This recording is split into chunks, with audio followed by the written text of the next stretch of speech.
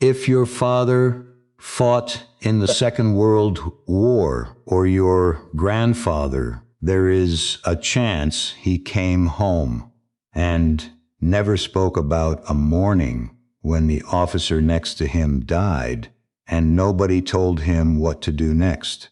This is the story of what he did anyway, and why the men who were trying to kill him, some of the finest professional soldiers in Europe, could not understand what they were watching.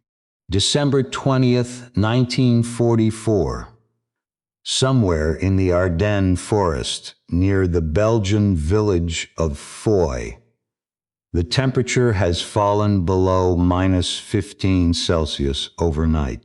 The trees are Norway spruce, planted in rows a generation ago, and the snow that fell in the small hours has settled on their branches in a way that muffles sound. A man breathing hard 50 meters away might not be heard at all. Behind a fallen log at the edge of a clearing, a German infantry captain lies with his elbows dug into the frozen ground and a pair of Zeiss field glasses pressed against his eyes. His breath fogs the eyepieces. He wipes them with the sleeve of his greatcoat and looks again. We do not know this captain's name. That is the honest place to begin.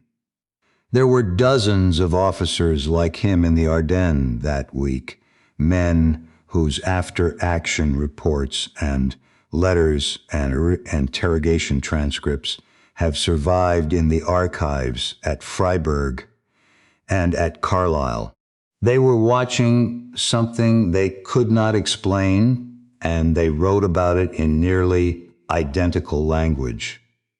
The captain in this clearing is a composite. He stands in for men who were real. What he sees, however, was seen. What he wrote down, they wrote down. 200 meters across the clearing, 12 American soldiers are pinned behind a railway embankment. The captain has been watching them for 40 minutes. But he knows the numbers because he counted them when they first arrived, moving low along the tree line before an MG-42 in his own line opened up and drove them into cover. He knows their lieutenant is dead.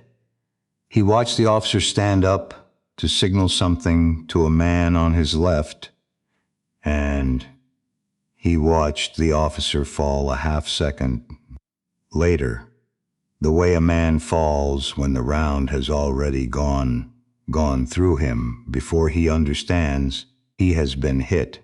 By every principle of war, the captain was taught as a cadet at the infantry school in Doberitz. Those 12 Americans should now be doing one of three things. They should be surrendering, they should be retreating, or they should be lying exactly where they are, waiting for a runner from the rear to bring them a new officer and new orders. Instead, they are doing none of those things. 2 of them have crawled left along the embankment and disappeared into a drainage ditch that the captain had not even noticed was there.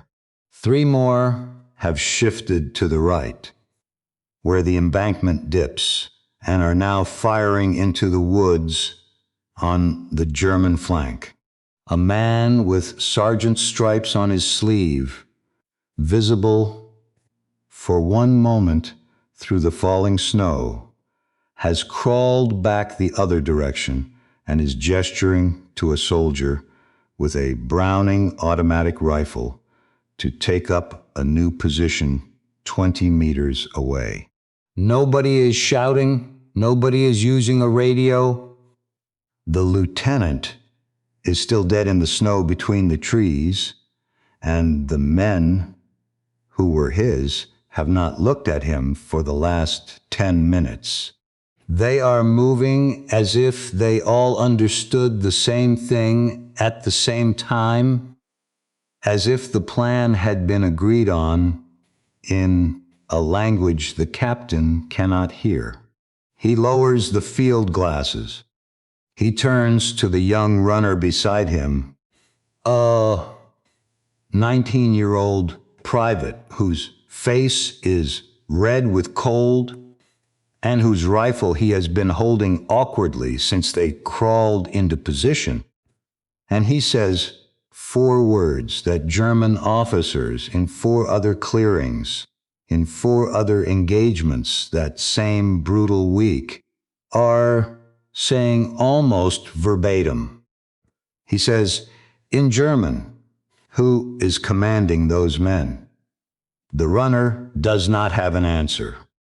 Neither will any of the senior German generals who by January of that winter will be sitting in a converted country house north of London, drinking real coffee, playing chess with each other, and speaking freely in rooms they do not know are wired for sound.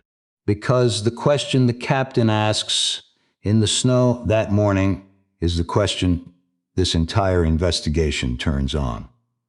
The Wehrmacht was the army that invented the modern concept of decentralized command. The doctrine had a name. Auftragstaktik, mission tactics. Tell a subordinate what to accomplish. Never tell him how. Trust him to figure out the rest. The Germans had been training their officers in this idea for more than a century. They had built what was arguably the most flexible command system on Earth. They had used it to conquer France in 6 weeks in 1940. They had used it to reach the outskirts of Moscow in 5 months. And now, in the winter of 1944, their own captains were staring across snowfields and asking a question their best to their doctrine was supposed to have answered 100 years earlier. To understand why, we have to introduce 3 men who never met each other, who did not know each other's names, and whose lives will together explain the answer. The first is a German officer whose name is on record, Fritz Bayerlein, 45 years old, Lieutenant General, Commander of the Panzerlehr Division, the elite armored formation built from Germany's demonstration and training units.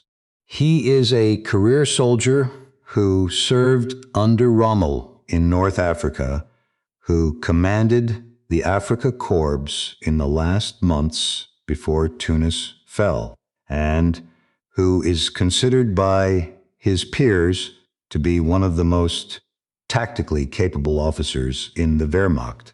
After the war, Bayerlein will sit in an interrogation cell in Allendorf and write a foreign military study, cataloged in the U.S. Army Archives as MSA 902. He will attempt to explain, in his own methodical way, why the German army lost in the West. And he will find himself, in that document, returning again and again to the same puzzle. The Americans, he will write, did not fight the way German training predicted they would fight. They fought in ways that had no doctrinal name. He will not be able to explain it. He will simply note it precisely and move on. The second man is an American. Carlton William Barrett, 25 years old, private, a laborer from Fulton, New York, drafted like millions of others, assigned to the 18th Infantry Regiment of the 1st Infantry Division. He is not tall. He is not big. Nothing in his induction file suggests leadership potential. He has never held rank, and after the war, he will not seek any. On the morning of June 6, 1944, Private Barrett will step off a landing craft into water over his head, and in the next 6 hours on a beach called Omaha, where the men around him are dying faster than they can be counted, he will do something that has no rational explanation in any manual the United States Army has ever printed. We will come back to him. The third man is also American. Curtis Grubb Culin III, 29 years old. Sergeant. Oh? Before the war, a promotions assistant for a liquor distributor in Cranford, New Jersey. Now a tank commander in the 102nd Cavalry Reconnaissance Squadron attached to the 2nd Armored Division. He has no engineering training. In July of 1944, in the hedgerow country of Normandy, Sergeant Culin will be present when a problem is described in a battalion tent. And within days, using scrap steel salvaged from a beach obstacle, he will build a device that will change the way the American Army breaks out of France. He will not be the man who invented the idea. That part of the story is more complicated than the legend, and we will tell it honestly. But he will be the man who built it. These three men, the German general who could not explain what he was seeing, the private who saved lives instead of taking them, and the sergeant who solved a problem no one had asked him to solve, are the human frame around a single strange fact. Here is the fact. By the winter of 1944, the American Army had begun to fight in a way that the German Army recognized in theory and could not produce in practice. The Americans were doing what the doctrine of Auftragstaktik prescribed, and the Germans, the men who had written the doctrine, who had spent a century refining it, who had used it to nearly conquer Europe twice, could no longer do it themselves. That inversion, that quiet, catastrophic inversion, is the story. But before we can tell it, we have to walk backward. Because the American squad, the captain is watching in the snow that December morning is the end of a chain of events that began 138 years earlier on a road outside a small German town called Jena on the afternoon of October 14th, 1806, when Napoleon Bonaparte destroyed the Prussian army in a single day and forced the men who survived to invent something new. The Prussian officer corps that gathered in the wreckage after Jena made an observation that would echo for a century and a half. They had been trained to wait for orders. Napoleon's officers had been trained to think. When the situation changed in front of a Prussian colonel, the colonel froze. When it changed in front of a French marshal, the marshal moved. The Prussians made a decision, one of the most consequential decisions in the history of warfare. They were going to copy what had just killed them. The men who led that copying were Gerhard von Scharnhorst and his younger colleague, Karl von Clausewitz, whose book on war is still read in every serious military academy on earth. Together, they took the Prussian army apart and rebuilt it around a different principle. War, they said, is chaos. The plan never survives contact with the enemy. The man at the highest level cannot possibly know what is happening at the lowest level fast enough to react. So you do not try. You give the man at the lowest level a clear understanding of why he is fighting and what his commander wants accomplished, and you let him figure out how. It took 60 years and several wars to refine. But by the time Helmuth von Moltke, the Elder, took command of the Prussian army in the 1860s, the system had a name, Auftragstaktik. There is a line every German cadet learned. It is attributed to Prince Frederick Charles of Prussia, who was said to have berated a major for a tactical failure. The major protested that he had only been following orders. The prince replied, "His Majesty made you a major because he believed you would know when not to obey his orders." That is the heart of the German military tradition. Not the clicking heels, not the parade ground. An order that no longer fits the situation in front of you is not binding. You are obligated to disregard it and accomplish what it was intended to accomplish. By 1933, this doctrine had been codified into a manual called Truppenführung, troop leadership.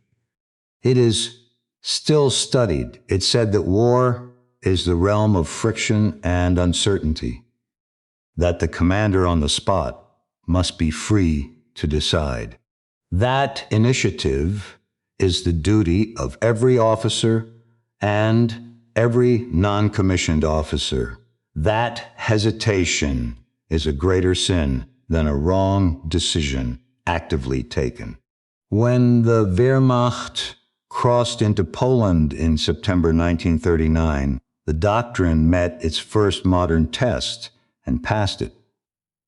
When it crossed into France in May 1940, the doctrine met a stronger test and shattered a larger army in 6 weeks. Rommel, then a divisional commander, was famously found 50 kilometers ahead of his own headquarters because he believed his place was at the front, where the situation was changing minute by minute. German junior officers were tearing across northern France, making their own decisions about which roads to take and which bridges to seize, while the French were operating on a command cycle that took 24 hours to convert a front-line observation into an order. The French were always fighting yesterday's battle. This was the army the Americans first met in February 1943 at a mountain pass in western Tunisia called Kasserine. The result was the worst single defeat the United States Army would suffer on the Western Front in the entire war. 6,500 American casualties in 5 days. More than 200 tanks destroyed or abandoned. American forces scattered across 30 miles of desert. The German commanders who surveyed the wreckage concluded what their analysts had been telling them. since 1941. The Americans, they said, had factories. They did not have soldiers. The Americans had factories. They did not have soldiers. The dollar army had not been replaced. The factories were real, they said. The soldiering was not. And here is where the story becomes strange. 18 months after Kasserine, on the beaches of Normandy and in the hedgerows beyond them and in the snowfields of the Ardennes, German captains would be watching American squads, 12 men strong, sometimes 10, sometimes 8, and they would not be able to figure out who was in charge. They would not be able to predict what the squad would do next. They would not be able to identify the leader because there did not appear to be one. The men would simply move as if they all knew the same thing without having been told. The army the Germans had dismissed at Kasserine had not been replaced. The men in those squads had trained in the same camps. They had read the same manuals. They had been drafted from the same towns as the men who had run at Kasserine. Something else had happened, something the Germans had never planned for and could not name, and that we can only see now, 80 years later, by walking through what happened next. It begins on a beach at 6:30 in the morning on the 6th of June, 1944, with an assault regiment that lands in the wrong place, loses almost all of its officers in the first 10 minutes, and does something for which the German defenders have a no doctrinal category. It continues in the hedgerows 6 weeks later, where a sergeant from New Jersey looks at a problem no one has told him to solve and solves it anyway. It ends in a country house north of London where senior German generals, believing themselves unheard, soldiers say something to each other that they will never say in public, and that their memoirs, will carefully avoid. The captain in the snow that December morning cannot know any of this yet. He only knows that 12 Americans without an officer are reorganizing themselves in front of him into a flanking ambush aimed precisely at the machine gun nest that killed their lieutenant. He lowers the binoculars. He asks the question, and the runner beside him has no answer. June 6th, 1944, 6:30 in the morning. The tide is coming in. The first wave of Company A, 116th Infantry Regiment, 29th Infantry Division, comes down the ramps of its landing craft into a kill zone the Germans have spent 3 years designing. The men in that company come from small towns in Virginia. Many of them are neighbors. Some are cousins. A whole platoon comes from a single town called Bedford. Within 30 minutes, Bedford will have lost more men per capita than any town in America. The official Army historian's account of what happens on that beach is one of the most harrowing documents in the institutional records, in the institutional record of the United States military. Within 10 minutes of the ramps dropping, Company A has ceased to exist as a fighting formation. Every officer is a casualty. Every senior sergeant is a casualty. The men who can still move are lying in the surf or behind steel obstacles the Germans have driven into the sand, or crawled against a small shingle embankment at the back of the beach called the seawall.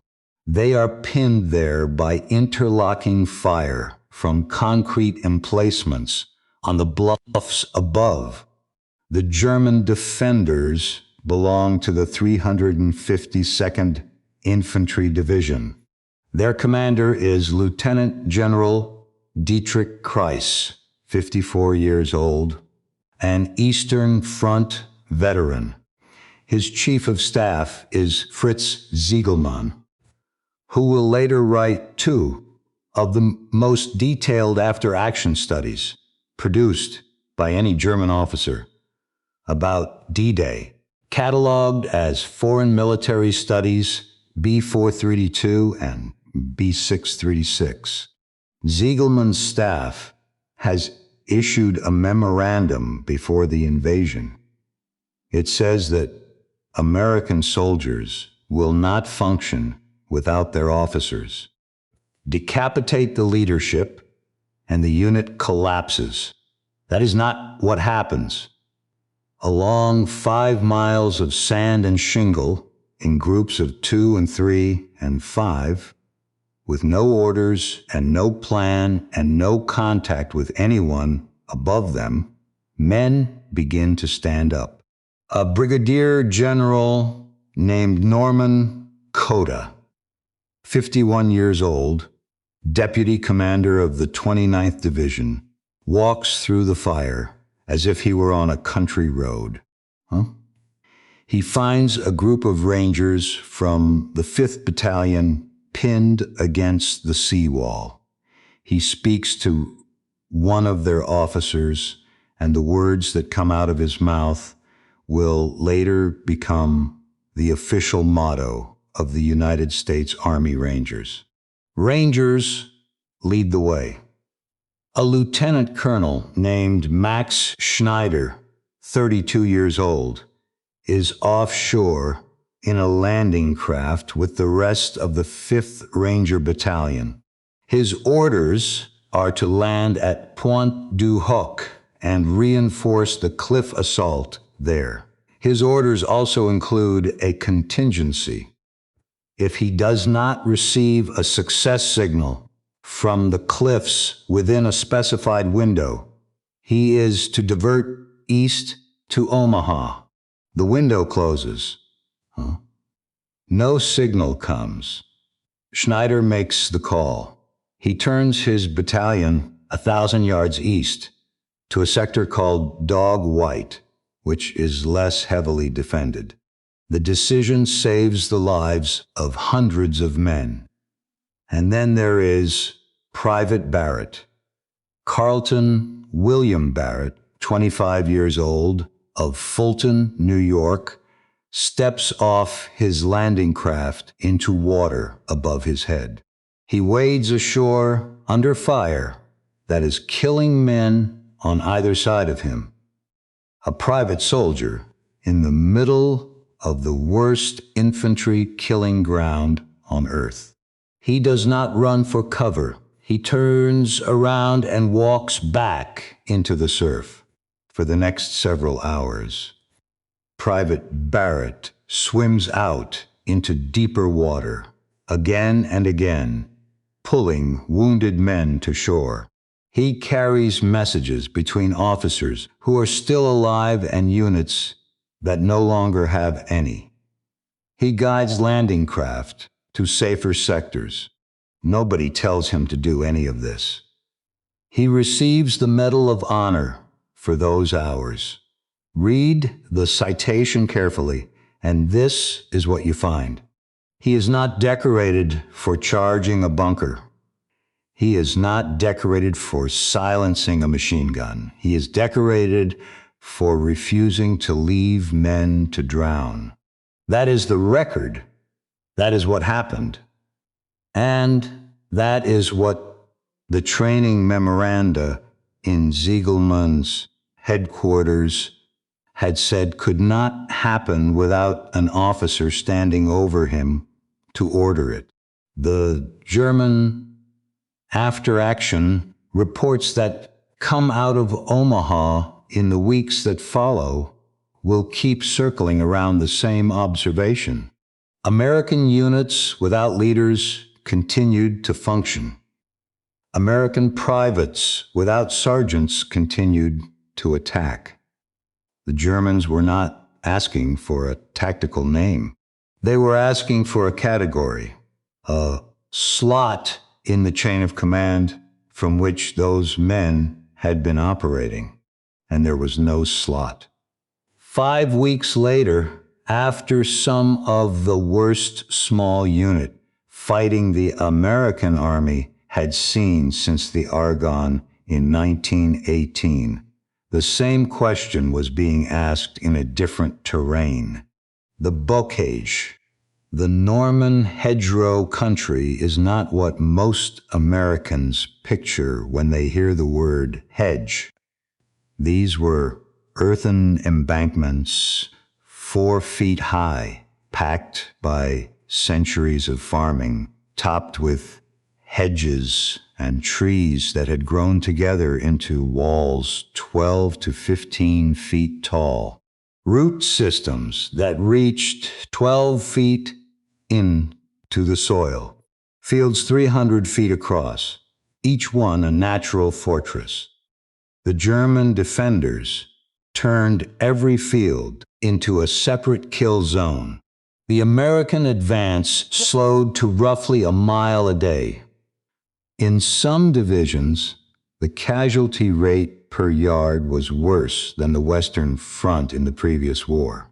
And it was here, in a battalion tent in early July, that a sergeant named Curtis Culin listened to a problem being described. The problem was that Sherman tanks trying to climb over hedgerows exposed their bellies to German anti-tank weapons in the next field. The Sherman's belly armor was its thinnest plate. A Panzerfaust team could destroy a tank by waiting for its underside to tilt up into view. Different accounts of what happened in that tent record different men speaking. Some versions credit an anonymous soldier from Tennessee. Some credit others. The honest historical record is that the idea emerged from a group conversation, and no single name can be reliably attached to the first suggestion. What is documented is what happened next. Sergeant Culin went out to the wreckage of the Norman beaches. He salvaged steel from the German-Czech hedgehog obstacles. He cut the steel into prongs. He welded the prongs to the front of a Sherman. On July 14th, Lieutenant General Omar Bradley, 51 years old, commander of 1st Army, came to see the demonstration in person. Bradley watched a Sherman accelerate to 10 miles an hour, hit a hedgerow, and cut through it rather than over it, keeping its belly hidden. He ordered immediate mass production within 11 days by the launch of Operation Cobra on July 25th. Approximately 500 of what were now being called Rhino tanks had been welded and were rolling. A liquor salesman with a torch had solved a problem the rest of an army group had been throwing infantry battalions at for over a month. And now the honest counterweight. Because if we stop here, we tell a lie by omission. 2 months after Cobra broke the German line, the same American army entered a stretch of dense pine forest along the German-Belgian border called the Hurtgenwald. The Hurtgen Forest Campaign lasted from September through December of 1944. American commanders sent division after division into terrain the Germans had prepared with bunkers and mines and pre-registered artillery. The result was one of the longest and costliest battles the United States Army has ever fought. Estimates of American casualties in the Hurtgen range around 33,000, and no serious military historian defends the campaign as a wise use of them. The same culture of small unit initiative that had improvised its way off Omaha, that had cut the bocage in half, produced squads in the Hurtgen that pushed forward without coordination, called in artillery on friendly positions, and took losses that better centralized fire control might have prevented. The point is not that the American way of war was superior. The point is that it was different, and its difference had a cost, and honest history has to name the cost. Meanwhile, on the other side of the line, something quieter and more devastating was happening to the Wehrmacht. Auftragstaktik requires two things to function. It requires soldiers and junior officers with the training and experience to make good decisions on their own. And it requires senior commanders who trust them to make those decisions. By the summer of 1944, the German army had neither. The Eastern Front had eaten the experienced office corps. By rough estimates, the Wehrmacht had suffered roughly 7 million killed and missing on the Eastern Front by the summer of 1944. The men who died first in any army are the men who lead from the front. Auftragstaktik demanded leaders who led from the front. Auftragstaktik had, in that grinding sense, been killing its own practitioners for 3 years. The company commanders who survived long enough to become experts kept dying being experts. The men who replaced them arrived without the years of experience the doctrine required and defaulted to what men without experience always default to. They followed the manual, and at the top of the chain, the situation was worse. After the disaster at Stalingrad in February 1943, Adolf Hitler began systematically stripping his generals of initiative.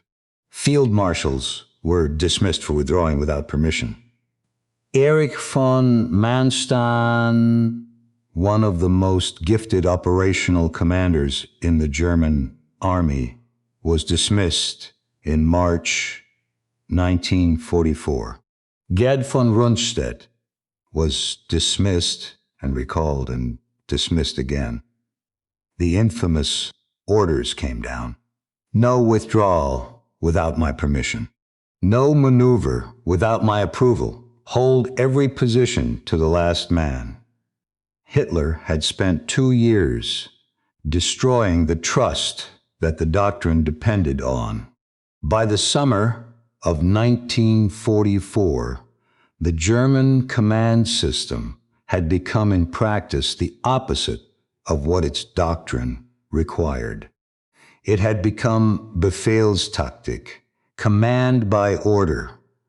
The thing Auftragstaktik had been designed to defeat, and here is the cruelest irony. As the German system grew more rigid, the American system was growing more flexible. The Americans were not doing it on purpose. They had not read Moltke. Most American officers had never heard the word Auftragstaktik. They were doing it because their men kept doing things on their own and getting away with it. And the American officer corps, young and fast promoted and war-built, kept noticing that when they let their sergeants improvise, the improvisations worked. There was no doctrine. There was no manual. There was just a positive feedback loop. The Army stopped writing detailed orders because the men did not need them. The men stopped needing them because the orders had become trust. By December of 1944, the inversion was complete. And on December 22nd, in a small Belgian crossroads town called Bastogne, an American brigadier general who had never expected to command a division was about to write a one-word reply to a German surrender demand that no manual in any army on earth had authorized. December 22nd, 1944, Bastogne. The town is a road hub in the Belgian Ardennes. 7 paved roads meet inside it. For the German offensive rolling west toward the Meuse River and, in Hitler's fantasy, toward Antwerp, Bastogne is not optional. Whoever holds those 7 roads controls the speed of the whole attack. 4 days earlier, on the night of December 18th, the 101st Airborne Division was pulled out of a rest camp in Mourmelon, France, loaded onto open trucks in freezing rain, and driven north through the dark toward a town most of the men had never heard of.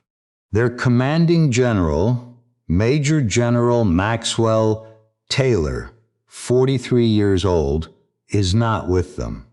He is in Washington attending a conference. The division rolls into Bastogne under the temporary command of its artillery officer, Brigadier General Anthony Clement McAuliffe, 46 years old, a West Point graduate from the class of 1918, career artilleryman, quiet, methodical, not the sort of man who ends up in Hollywood movies. He does not have time to be intimidated by his position. By December 21st, German forces have pushed around Bastogne on multiple sides. The town is not fully encircled.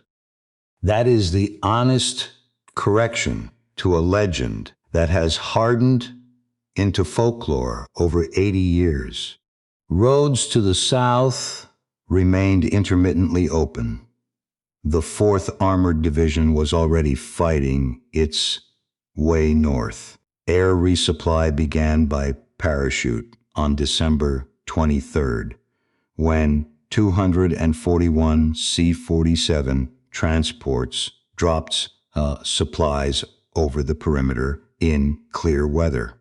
The men inside Bastogne were surrounded on most sides, cut off from easy relief and short of ammunition and warm clothing. That is bad enough. It is the actual truth, and it does not need to be inflated. At around 11:30 on the morning of December 22nd, 4 German soldiers under a white flag walk up a road toward the American perimeter southeast of town. They are a major, a captain, and 2 enlisted men. They are met by American soldiers of the 327th Glider Infantry Regiment. They are carrying a typed document.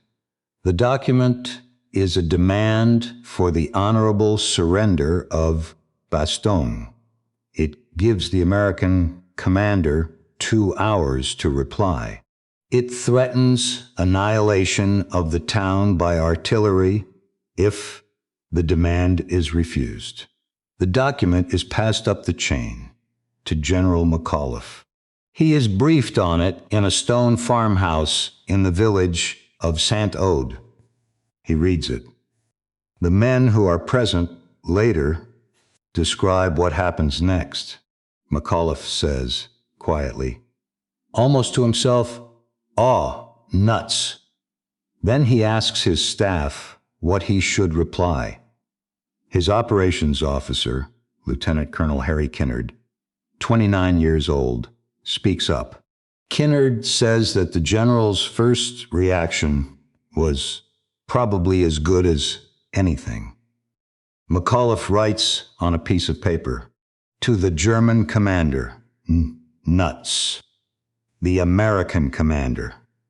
The reply is handed to Colonel Joseph Harper, 43 years old, commander of the 327th Glider Infantry, who delivers it personally to the German officers at the front line.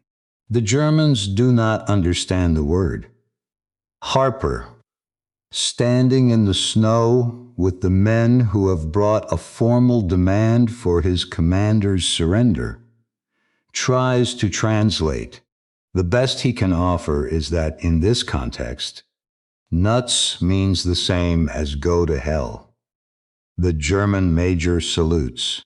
He turns. He walks back down the road. Bastogne holds. Patton's Third Army breaks through from the south on December 26th. The German offensive stalls, then collapses. And for the rest of the war, in every corner of the American army, one word will stand for the moment when a brigadier general, acting on his own authority, without consulting a higher headquarters, without a manual to guide him, answered a formal military demand with a piece of American slang no regulation had ever approved. Nuts. That word belongs to the same story as the 12 men in the clearing near Foy. It belongs to the same story as Private Barrett swimming out into the surf at Omaha. It belongs to the same story as Sergeant Culin welding steel prongs onto a Sherman. None of these men were asking permission. And on the other side of the English Channel, in a converted country house north of London called Trent Park, senior German generals who had been captured over the course of the war were describing what they had seen. They did not know they were being recorded. Trent Park was administered by a unit called the Combined Services Detailed Interrogation Center. The house had been wired for sound from floor to ceiling. Microphones in bedrooms, microphones in libraries, microphones in the walls of the smoking room. The transcribers in the basement were, many of them, German-speaking Jewish refugees who had fled the Reich in the 1930s. They spent the war listening to the men who had driven them out of their country describe in unguarded language what they thought had gone wrong. Tens of thousands of pages of transcripts were produced across the war. The transcripts were classified for decades. When German historian Sönke Neitzel began working with them in the archives in the late 1990s and published his findings with sociologist Harold Welser in 2011, the world got a look at something no memoir had ever quite shown. What the German generals said to each other when they thought no one was listening, they did not, as their public memoirs would later, blame everything on Hitler. They did not primarily blame material inferiority or the weather or Allied air power. They came back over and over to the American soldier. They described him as something they could not categorize: individual, argumentative, disrespectful toward officers, and yet in combat capable of what one general called an instinct for the situation that his own conscripts did not have. Another general, a panzer commander, described watching an American tank platoon of 4 vehicles with no officer aboard, only a sergeant in the lead tank, outmaneuver an entire German company through a series of moves he said had no military logic he could identify, but worked anyway. He used a word for the Americans. He turned it over in his mouth, the way a man tries out a word he has been thinking about for a long time. He said they were free, not better trained, not braver, not more disciplined, free. He said the German army had spent 100 years teaching itself that an officer's job was to think and a soldier's job was to obey. The Americans, he said, had broken this rule and were winning the war because of it. He said this in 1944 in a conversation he believed was private, and it does not appear in any post-war memoir he ever wrote. The war ended in May 1945. The German army was disbanded. The doctrine of Auftragstaktik went into the archives. 10 years later, in 1955, at the height of the Cold War, the Federal Republic of Germany began to build a new army. It was called the Bundeswehr. Its founding required the assistance of officers who had served in the Wehrmacht, and one of the founding documents of that new army was called the Himmerod Memorandum, drafted in October 1950 by 15 former German officers at a monastery in the Eifel region. Those officers wrote Auftragstaktik back into the training manuals of the new German military. And over the decades that followed, as NATO exercises brought American officers into contact with their German counterparts, the doctrine that had been the pride of the Wehrmacht made its way quietly and formally into American thinking. In 2003, the United States Army published a doctrinal publication called FM 60. In 2012, it was reissued as ADP 60. It was updated again in 2019. Its subject is mission command. Its central principle is that subordinates must be given the intent of their commander, the resources to act on that intent, and the trust to make decisions on their own. Auftragstaktik. The Americans had, in 2012, formally written down as doctrine the thing that Private Barrett and Sergeant Culin and General McAuliffe had done by instinct in 1944. They had learned it from the Germans, who had learned it after being defeated by Napoleon in 1806, who had used it to nearly conquer Europe twice, who had lost it under Hitler and who had taught it back to the Americans in the peace that followed. The circle closed. And that is the answer to the question the German captain asked in the clearing near Foy. Who is commanding those men? Nobody was commanding them in the way the captain meant, and everybody was. There was no chain of command to point to, because the chain of command had become 12 men deep. The lieutenant had told them, before he was killed, what needed to be done. They had understood him. And when he died, the understanding did not die with him. Each man in his own piece of the line was both the commander and the commanded. The Germans could not see it because their doctrinal vocabulary had only two categories. An army with one commander was a unit. An army with no commander was a mob. There was no name for what the Americans had become. There is still no name. It grew out of a country that had spent 150 years telling its young men they did not need permission.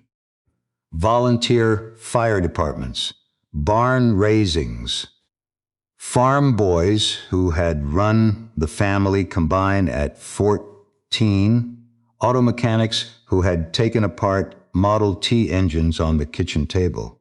Carlton Barrett was a laborer from Fulton, New York. He came home from the war and worked ordinary jobs. He died in 1986. Curtis Culin was a liquor salesman from Cranford, New Jersey. He survived the war, lost a leg to a mine in the Hurtgen Forest, and died in 1963. Anthony McAuliffe wrote one word and retired as a 4-star general. The German captain in the clearing near Foy, whoever he was, is not on any record. He is a stand-in for many men. He asked a question that his doctrine, his training, his entire professional inheritance had promised him an answer to. He did not get one. None of them did, because the answer was not something you could write down. It was 12 men who had learned, long before they ever put on a uniform, how to act without being told. And that was the thing the Germans, in the end, could never quite explain.